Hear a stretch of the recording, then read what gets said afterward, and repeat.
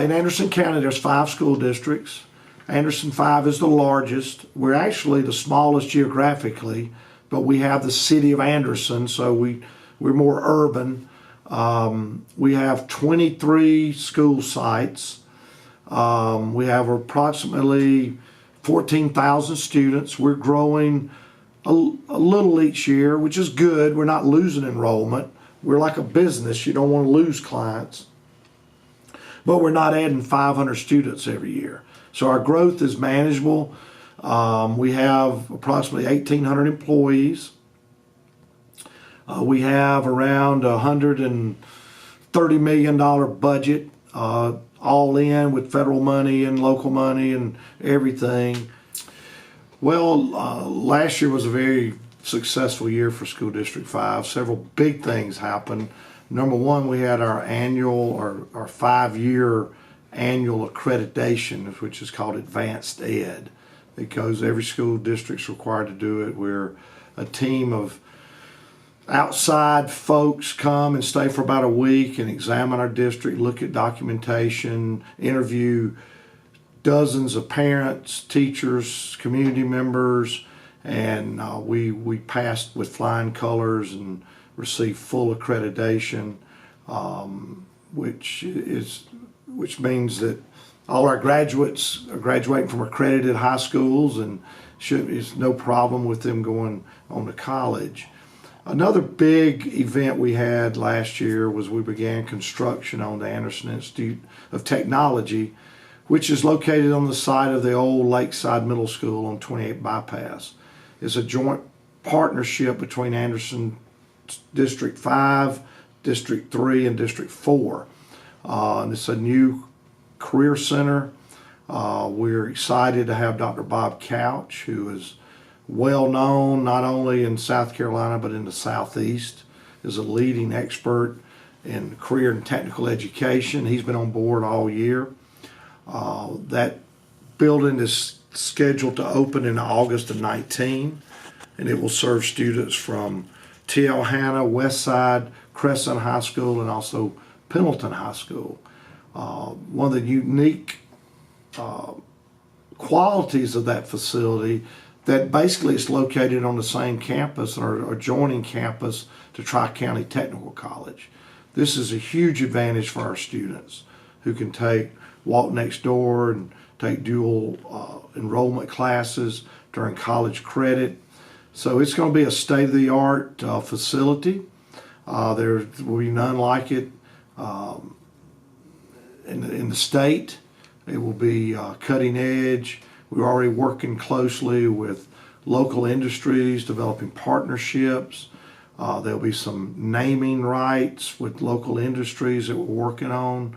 So the general public will see a lot of local partners working with us, not only with financial support, but also with technical support. It's what economic development will be able to do is when they have prospective clients that want to relocate to this area, they can go into that Anderson Institute of Technology and tour the mechatronics lab, tour the welding lab, other pathways. It's going to be about 19 pathways there that students can take, and it's a game changer. And it's really, we have a career center, which is the old Boys High, the old McDuffie High, and it served us well. But this is, state of the art, and it's really going to be a benefit for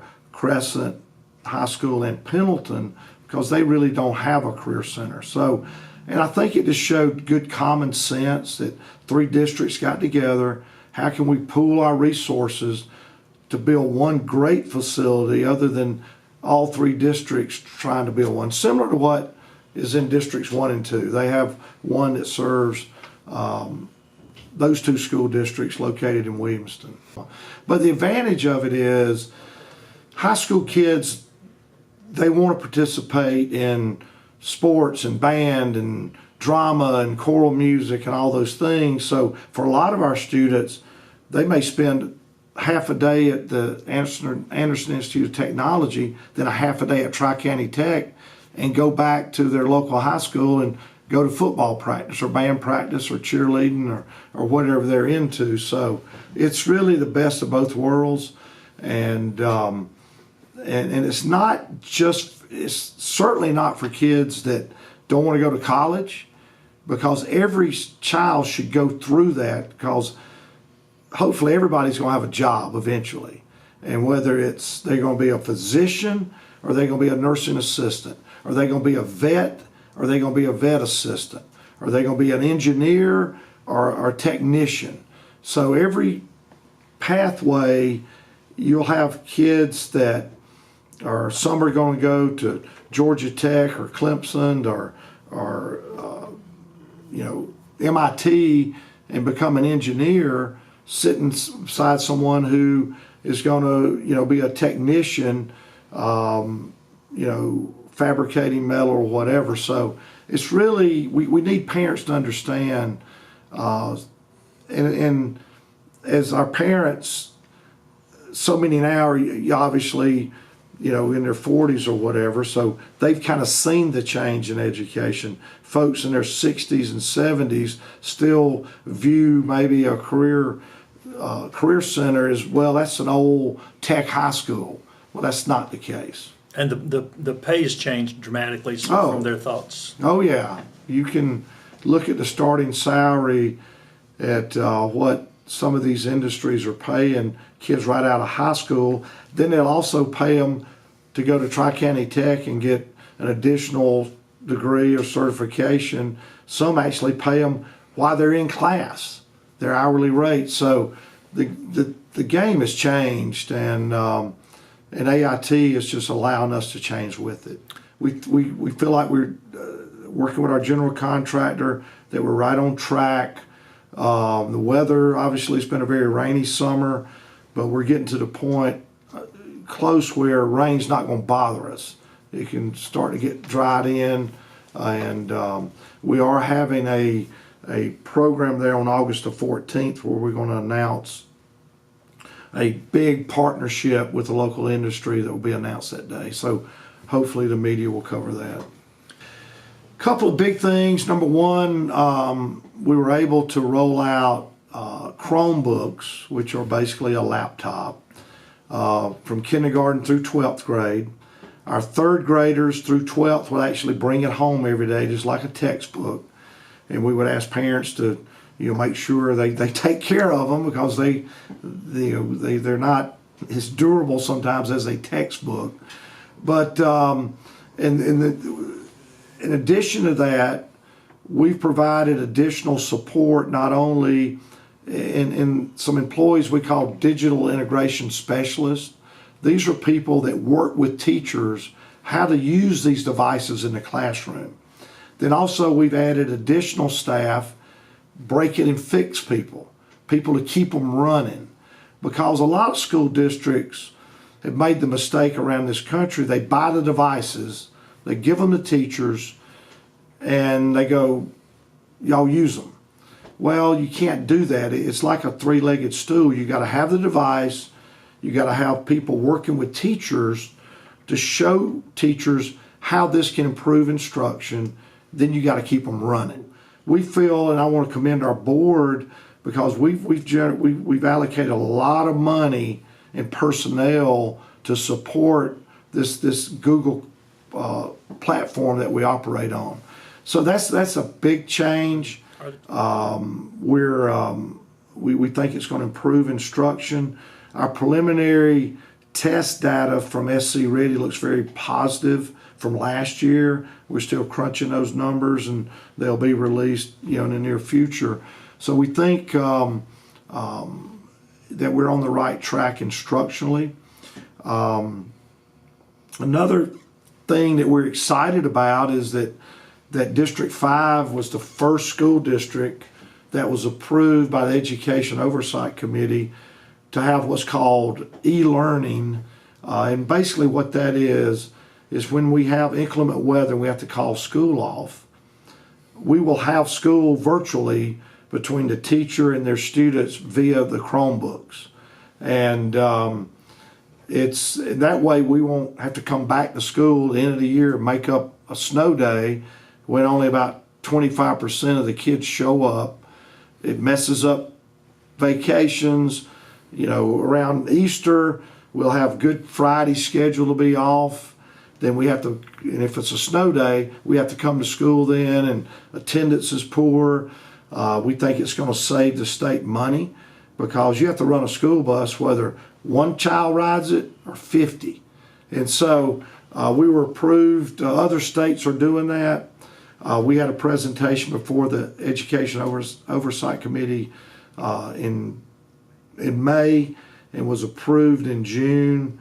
There will be some other pilots around the state. That was through a proviso in the budget. And so we're excited to pilot that.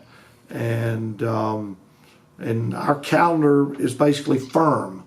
You know, parents will see if it says snow makeup day, that's really going to be a holiday because we won't have to make those up. So we'll see. You know, some years you have a lot of inclement weather days. Some years you have none.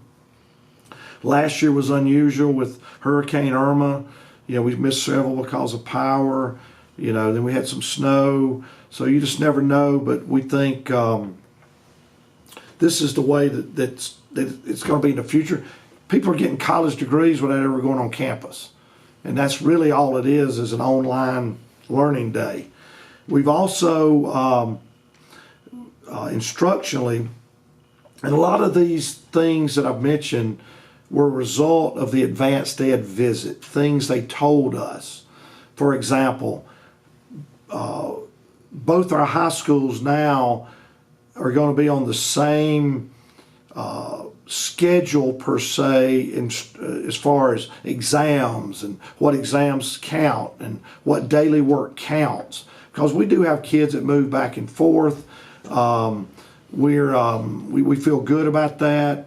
You know, both principals agreed on percentage of exams, weight, et cetera, et cetera. Next year, or this coming school year, we're graduating on the last day of school. For the last 2 weeks of school, the underclassmen are like, school's out. And we're going to go back the way it was when I graduated high school. It was the last day of school. And we'll have exams for underclassmen the last 2 days of school. We'll graduate the last day. And we are graduating at Bon Secours because we couldn't get Little John because of some scheduling problems. And we do get questions from time to time, why don't you use somewhere in Anderson? Well, with 400 graduates and parents want to bring 7 or 8 or 10 guests, there's nowhere big enough to do that. We wish it was a facility big enough in Anderson, but it's not, and so we will go to Bon Secours. We got a lot of construction projects that we're finishing. At our last board meeting, our board approved a bid for the construction of the Southwood Fine Arts Center. That was the last bullet item when we campaigned for the sales tax.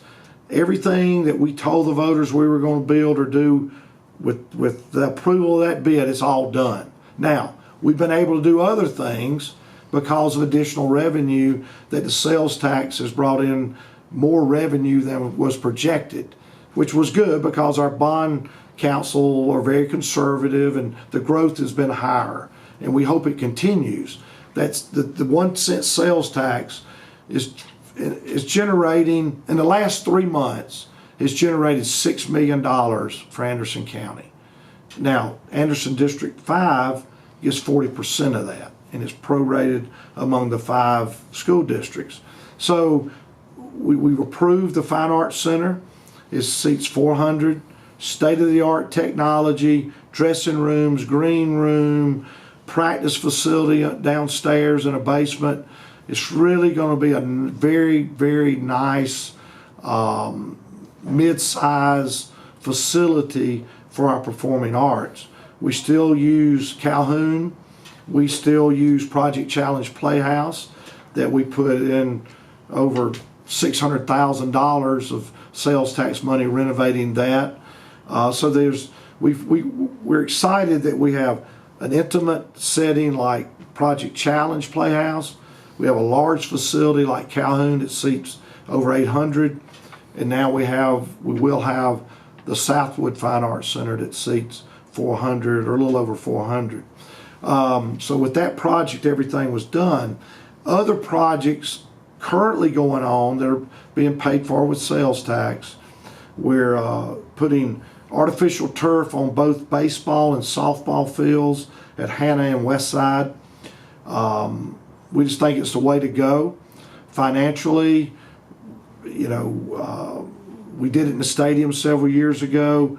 It's you can play on it 24 hours a day. We're also, and the beauty about baseball and softball, you can play now when it's raining. You don't have to worry about the pitch mound getting muddy or batter's box. So that's a huge advantage. Also at both high schools, and we will be the first high school in the state, the first school district in the state to have turf on baseball and softball fields. There are a few colleges that do. Anderson University has it on their softball field. North Greenville has it on their baseball field. Well, we'll be the first high school to have that. And we think others will fall in line because it makes financial sense. We're also building 2 new facilities at both high schools. We're building a multi-purpose building. We have 2 locker rooms with about 60 lockers in each one for male, one for female. Can use a lot of our fall sports. That along with our field house, we'll have ample dressing facilities. And it also has a multi-purpose room that can be used for cheerleading practice, flag corps practice. And the unique thing about it, it has batting cages that will lower out of the ceiling so you can have indoor baseball and softball batting practice inside. So, that's going to be a nice addition to what we offer kids in our athletic programs. We're also in the process, and we approved the bid, we're demolishing and part of the old McCants that we own. The county owns the main building, as you know, and Meals on Wheels and all that stuff's there. That back area, if any of our viewers go down Whitner Street, it was caved in, it was falling down. Quite honestly, it was a safety hazard.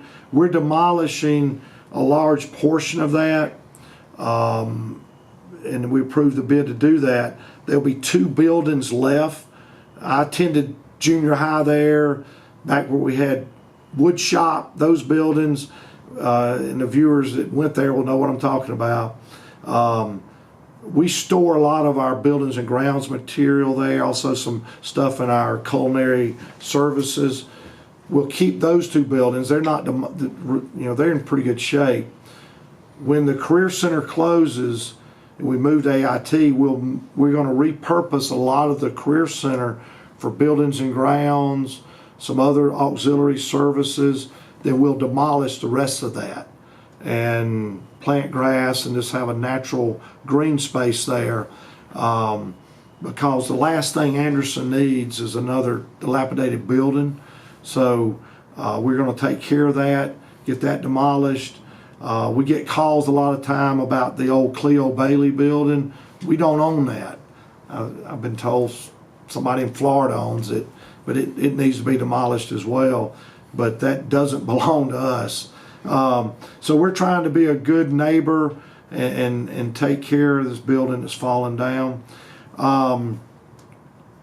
So those are the major construction projects. This summer we've done a lot of, because of the sales tax over the last few years, we've been able to have a more robust preventative maintenance plan, which we'd never had before, where we're painting schools on a regular basis and a cycle that schools are going to be painted. Parking lots get resealed and recoated and restriped. HVAC gets replaced. and the sales tax, has allowed us to do that. All our schools are in great shape. The oldest is obviously the McCants, which is the old T.L. Hanna. We've put close to $2 million in there this summer on some ceiling work, floor coverings, painting, some security enhancements, and some other projects. And we'll continue to do that to continue to improve that facility. We put a roof on it a couple of years ago that was a little less than $1 million. So we're trying to maintain that facility, but everything else is in great shape. Those elementary schools that were built in the 50s on that bond referendum in the early 50s, Concord, Centerville, Homeland Park, those buildings are rock solid. They've been renovated and upgraded, and any of our listeners or viewers, that if you go in those facilities, you would never know it was a school built 60 years ago. So those are the major projects, and we'll continue as sales tax comes in. Look at other things that you always have needs. We bought 5 new auxiliary buses last year, air conditioned. I think we now have a fleet of about a dozen air conditioned school buses that we can use to transport kids around the state. I think every school bus period needs to be air conditioned. Kids certainly behave better when it's cool on a bus and not hot. But those are state owned and not owned by us. Yeah, we're very proud of obviously T.L. Hanna is a flag bearer around the state. We've seen significant improvement in our graduation rates, particularly at Westside. Westside was recognized by the National Dropout Prevention Center last year for their significant gains in graduation rate. Robert Anderson Middle School is applied to be a Palmetto's finest because of gains they've made. Many of our elementaries continue to excel. The others are working very hard. We're seeing the needle move in all our schools. We've made some administrative changes. We have some of our most talented principals to accept some of our most challenging elementary schools, and they've done that. So I feel good where we are in District 5. Our school board is very cohesive. They work closely together. They state their opinions, and the beauty of it is they all realize that you accomplish by consensus, and you're a team, and sometimes you have to give a little, and sometimes somebody gives a little to you. But I've been very pleased with the school board. We have a close relationship with the sheriff's department, the city government. As you know, we have an SRO in every school, and we work closely with those entities. We wish we didn't have to have them, but unfortunately that's just the nature of the beast now. And we work closely with Chief Stewart and Sheriff McBride, and they're great partners with us. They use our schools for a lot of training, which we want them to. One of the things that we worked with the Sheriff's Department, our contract originally for most of the SROs was 9 months, but we met with the Sheriff's Department and met with Mr. Burns, and one of the things they proposed, and it made good sense to us, they wanted us to pay for them for 12 months because that way they can have intensive training in the summer. They'll almost be like a SWAT team, and all those SROs. And what I like, they talked about getting some insignias that they would wear to show they're an SRO, and they work as a team. So if there is a crisis, they're familiar with each school. And I think it's a 8-week cycle. A couple of the weeks they'll be in their community where their school is, basically doing community policing, getting to know the community and parents, and the ins and out. So I commend Sheriff McBride, because I think it was a great plan, and we try every day, how can we make our schools safer, and unfortunately, there's not a day goes by that any administrator or superintendent or principal or whatever, every day you get up and you go, is this going to be the day something happens in my district? So we can't control that. All we can do is do everything we can to control it and be as diligent as possible. We preach, if you see something, you say something.